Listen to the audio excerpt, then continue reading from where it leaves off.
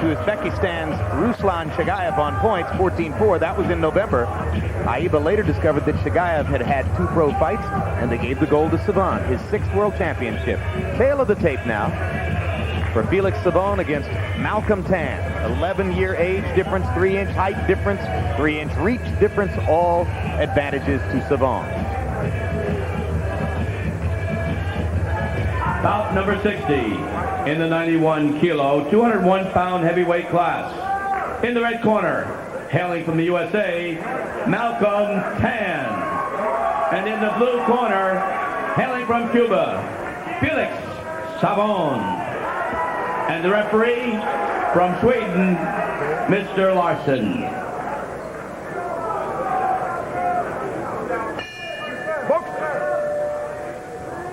Tann was brought here when a Korean heavyweight dropped out at the last minute. This can either be a glorious learning experience for him, a tremendous upset if he lands some punches like that. He didn't get credit for it. Right hand across the top. Or what's most likely and predicted here is an easier than normal victory for Savon. You saw how DeVarrell Williamson fires the right hand. That's Savon's bread and butter too.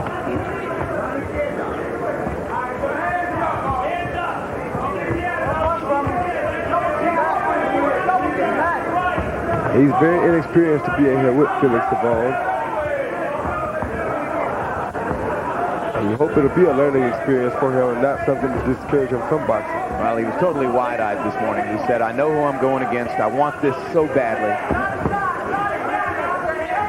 But in a way, you almost wish that he didn't know how good Savon is. Well, now that he knows, maybe he'll take it as a positive regardless. He's a big guy, Malcolm Tann. He's not giving up. He's trying. Yep. He's been the aggressor early on, and he's moving well enough that Savon hasn't really found an opportunity.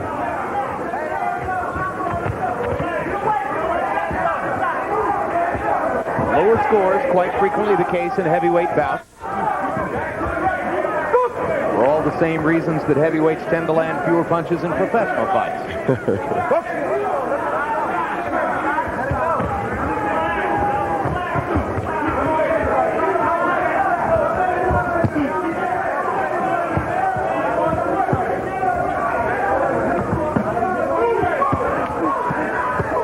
Right hand for Tann. Good shot. And he got credit for it. And now Savon is likely to go to his corner down a point. Excellent shot by Malcolm Tann. He's got the lead. The judges for this bout are from Germany, Mr. Mika. From Korea, Mr. Bak. From Tunisia, Mr. Buna. Malcolm, from Russia, Mr. you're doing fine, okay? You're doing fine. Listen, you're keeping your hands down too low. You got to get this up here where I want it. You understand what I'm saying? Okay?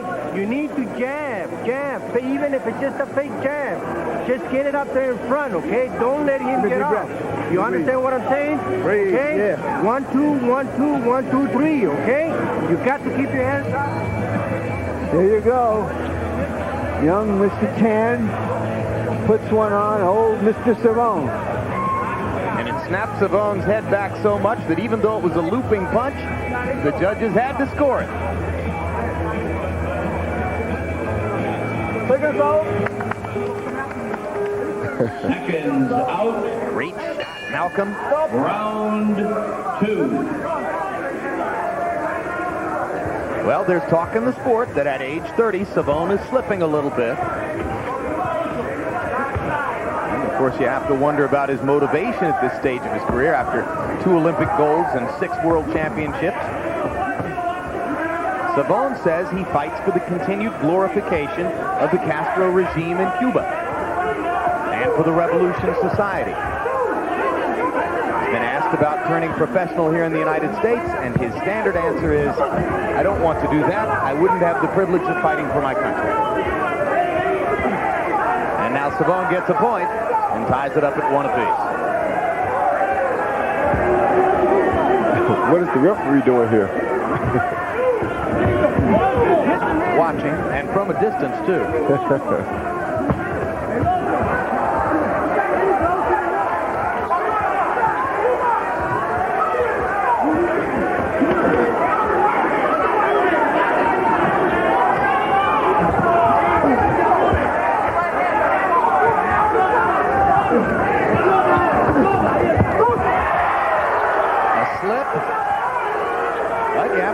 what that'll do to Savone's confidence.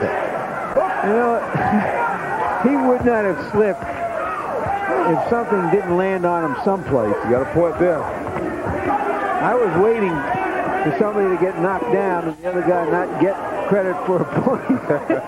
I knew that was going to happen before the night was over. Little left hook there for Savone, landed to give him the lead at 2-1.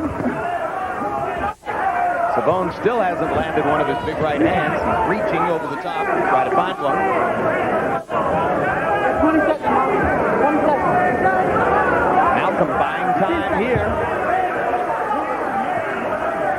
Tann looks so excited that he's wearing himself out.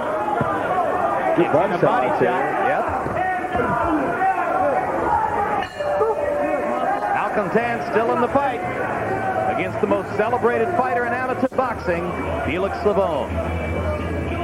Who incidentally has never really impressed me, although obviously he's an outstanding amateur. Talk to me so you can relax. Talk to me. When you hit him, you only hit throwing one punch. You have to fake him. Fake it. And stay short distance from him. Don't forget, you have the extra power here. You're the one who's got the fight here. You need to keep your eyes on him so you can see the punches. You understand what I'm saying? Get that jab going. Get that jab going. You got to do it before he does. You understand what I'm saying? Here's Savone getting back into the fight point-wise. Getting credit for a point there on a grazing right hand. Seconds out, round 3. Credit for another point on a left hand. The coach you heard speaking to Malcolm Tann is Air Force coach Asmar Alanis.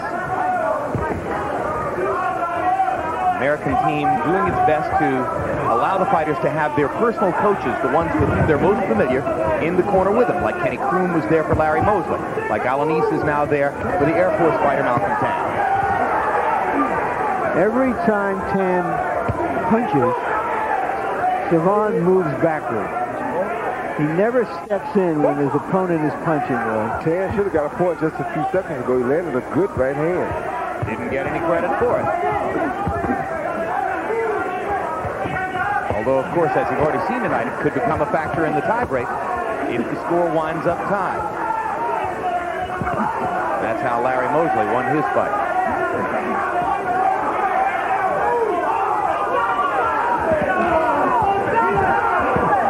Savone with a body shot. Now leads 3-1. Now leads 4-1 as he gets credit for a punch there. Now leads 5-1 as that right hand is scored. Well, he's destroyed the kid's body now.